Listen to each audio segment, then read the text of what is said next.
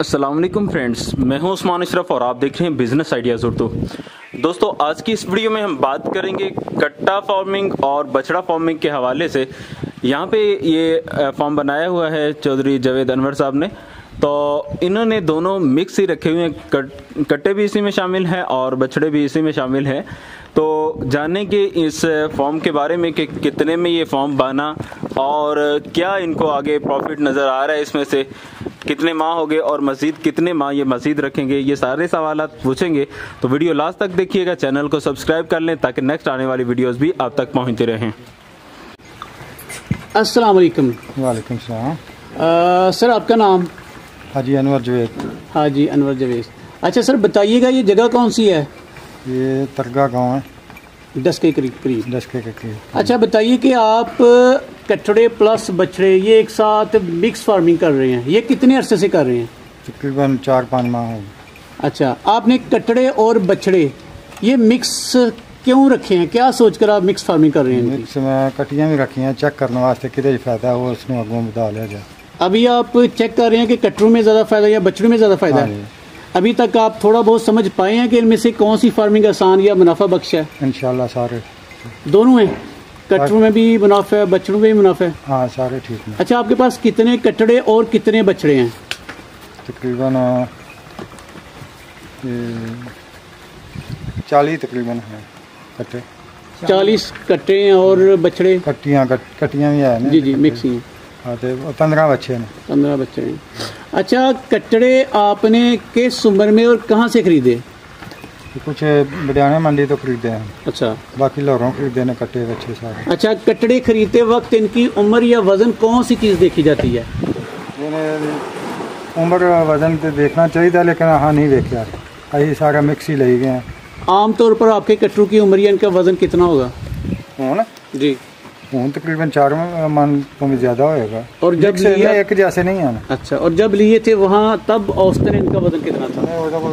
Mix ही है, छोटे बड़े सारे एक जैसे नहीं। अच्छा, इसी तरह बताइए, बछड़े आपने कितने वजन और उम्र में खरीदे? बच्चे भी तकरीबन 2 मन के करीब, 1.25 मन वजन। बछड़े खरीदते वक्त कौन कौन सी चीज़ें मद्देनजर रखनी चाहिए?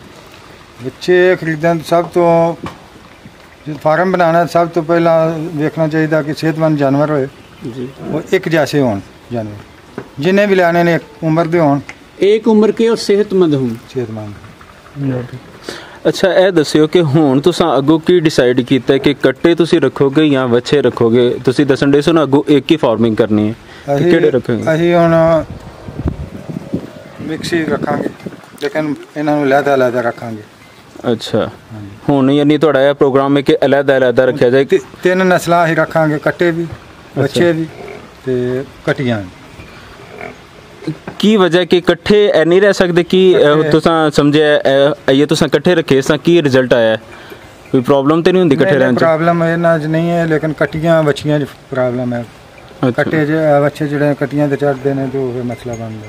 सही, यानी चारा नहीं खा सकते प्रॉपर तरीके नाल, शरारत खाते ने, लेकिन बच्चियां नु खराब करदे ने, कटियां नु खराब करदे।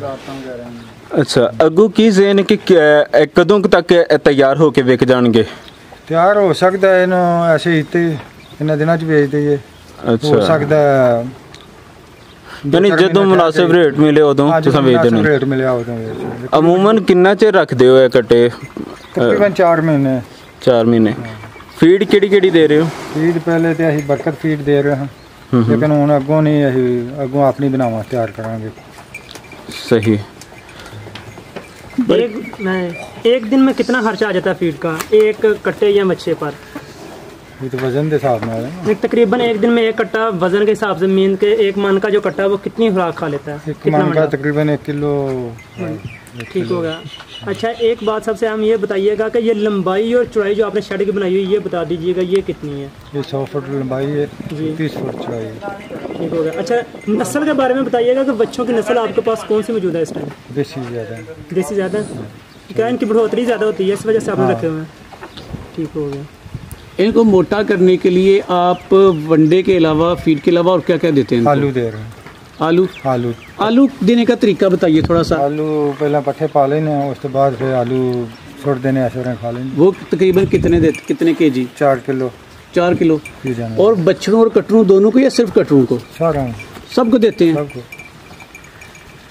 ਇਹਨਾਂ ਕੱਟਿਆਂ ਵਾਸਤੇ ਕਿੰਨਾ ਕੁ ਚਾਰਾ ਤੁਸੀਂ ਅਰੇਂਜ ਕੀਤਾ ਹੈ ਵੀ ਜਿਹੜਾ ਤੁਸੀਂ ਜਾਣਦੇ ਹੋ ਐਸਟੀਮੇਟਡ ਚਾਰਾ ਇਹਨਾਂ ਦਾ ਜਿਹੜਾ ਤਰੀਕਾਕਾਰ ਉਹ ਤੇ ਨਹੀਂ ਹੈ, ਤਰੀਕਾਕਾਰ ਇਹਨਾਂ ਦਾ ਸੈਲਾ ਹੀ ਦਾ। ਅੱਛਾ ਲੇਕਿਨ ਪਹਿਲਾਂ ਆਹ ਨਵਾਂ ਕੰਮ ਸ਼ੁਰੂ ਕੀਤਾ ਸਾਡੇ ਕੋਲੋਂ, ਪਹਿਲਾਂ ਸੈਲਾ ਹੀ ਨਹੀਂ ਸੀ। ਠੀਕ ਹੈ ਹੁਣ ਅੱਗੋਂ ਅਸੀਂ ਸੈਲਾ ਹੀ ਇਹਨਾਂ ਦਾ ਤਿਆਰ ਕਰ ਰਹੇ ਠੀਕ ਹੈ। ਤੇ ਚਾਰਾ ਕਿੰਨਾ ਹਾਂ। ਤੁਸੀਂ? ਚਾਰਾ ਤਕਰੀਬਨ ਹੁਣ 5 ਕਿੱਲੇ ਜਵਾਰ ਬੀਜੀ ਹੈ, ਠੀਕ ਹੈ। ਪਹਿਲਾਂ ਸਟਾਲਾ ਸੀ ਕੋਈ 5 ਕਿੱਲੇ, ਨਾਲ ਕਣਕ ਵੀ ਚਾਰਦੇ ਹਾਂ। ਇਹਦੇ ਪਿੱਛੇ ਤੂੜੀ ਨਜ਼ਰ ਆਉਂਦੀ ਵੀ ਇਹਨਾਂ ਵਾਸਤੇ ਤੁਸੀਂ ਇਹਨਾਂ ਵਾਸਤੇ ਤੂੜੀ ਸਟਾਕ ਕੀਤੀ। ਕਿਸ ਐਸਟੀਮੇਟ ਦੇ ਮੁਤਾਬਕ ਕੀਤੀ ਜੀ ਵੀ ਕਿੰਨਾ ਕੱਟਿਆਂ ਵਾਸਤੇ ਕਿੰਨੀ ਕਾਫੀ ਹੋਵੇ? ਇਹ ਤਾਂ ਫਿਰ ਨਾਲ ਅੱਗੋਂ ਜ਼ਰੂਰਤ ਦੇ ਮੁਤਾਬਕ ਹੋਰ ਲੈ ਲਾਂਗੇ ਨਾ। ਹੁਣ ਅਸੀਂ ਕਾਫੀ ਸਾਰੀ ਸਟਾਕ ਕਰ ਲਈ। ਹਾਂ, ਉਹ 25 ਬਾਈ 50 ਦਾ ਸ਼ੈੱਡ ਹੈ, ਸਾਰਾ ਫੁੱਲ ਕੀਤਾ। ਤੁਸੀਂ ਕਹਿ ਰਹੇ ਹੋ ਕਿ ਤੁਸੀਂ ਤਜਰਬਾ ਕੀਤਾ ਇਸ ਦਫਾ ਕੱਟੇ ਬੱਚੇ ਮਿਕਸ ਰੱਖ ਕੇ ਕੁਝ ਚੀਜ਼ਾਂ ਤੁਸੀਂ ਆਹਿਸਤਾ ਆਹਿਸਤਾ ਸਿੱਖਦੇ ਹੋ ਪਏ। ਤੁਸੀਂ ਆਪਣੇ ਇਸ ਤਜਰਬੇ 'ਚ ਕਿਹੜੀਆਂ ਚੀਜ਼ਾਂ ਸਿੱਖੀਆਂ ਨੇ ਜਿਹੜੀਆਂ ਤੁਹਾਨੂੰ ਪਹਿਲੇ ਨਹੀਂ ਹਨ ਪਤਾ?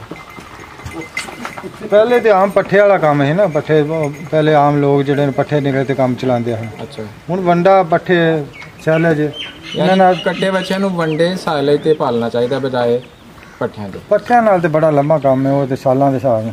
ਇਹ ਜਿੰਨਾ ਤੁਸੀਂ ਮਾਰ ਰੱਖਿਆ ਹੈ, ਕੱਟੇ ਵੀ ਨੇ ਬੱਚੇ ਵੀ ਨੇ, ਤੇ ਇਹਦੇ ਵਾਸਤੇ ਕਿੰਨੇ ਬੰਦੇ ਕਾਫੀ ਹੋਣਗੇ ਇਹਨੂੰ ਸਾਂਭਣ ਵਾਸਤੇ? ਇਸ ਤਰ੍ਹਾਂ ਤੇ 2 ਬੰਦੇ ਆਹ ਰੱਖੇ ਨੇ। ਅੱਛਾ। ਤੇ ਜੇ ਸੈਲੇਜ ਤਿਆਰ ਹੋਏ ਤੇ ਫਿਰ ਇਹਨਾਂ ਵਾਸਤੇ 1 ਬੰਦਾ ਵੀ ਕਾਫੀ ਹੈ। ਫਿਰ 100-200 ਜਾਨਵਰ 200-300 ਜਾਨਵਰ ਵਾਸਤੇ ਵੀ 2 ਬੰਦੇ ਕਾਫੀ ਨੇ।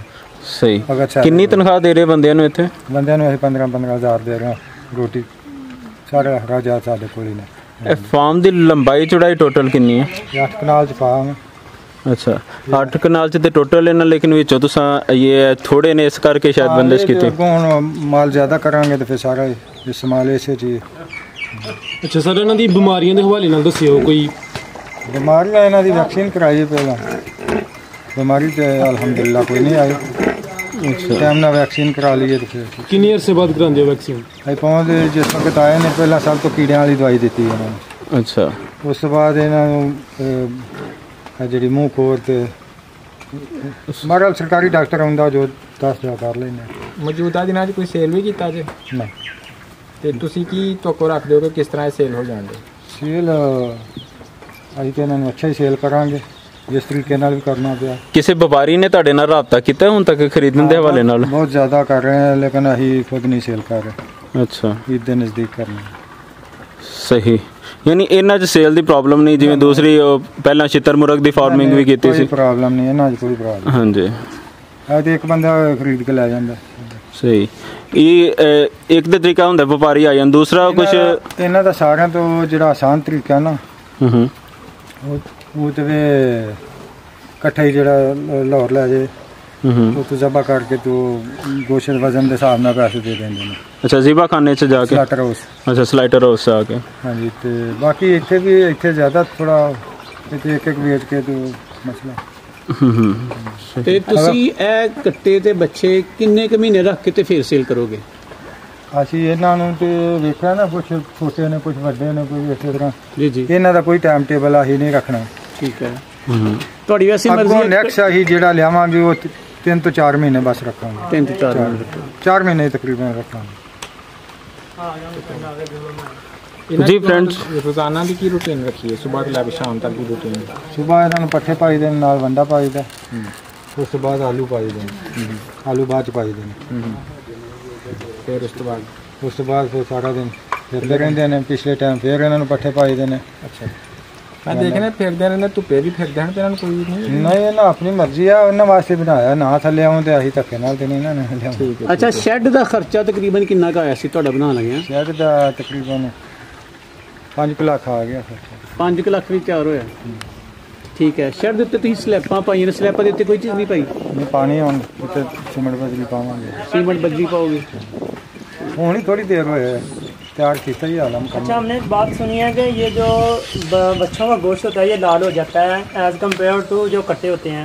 क्या ये कट्टों का गोश्त सही सेल होता है चाहे बच्चों का? ना कट्टियां दा कीता ते ना बच्चियां दा कीता। आप ले के खाने हालां सीधा ते अगों कोई करेगा ते दसेगा कि तजर्बा को नहीं। सही। ये तो सही दा तजर्बा है। सर, आपने बहुत मुफीद मालूमात हमारे साथ शेयर की, आपका बहुत बहुत शुक्रिया। वालेकुम सलाम। हम एक दो जरी बना लो। हाँ आप ही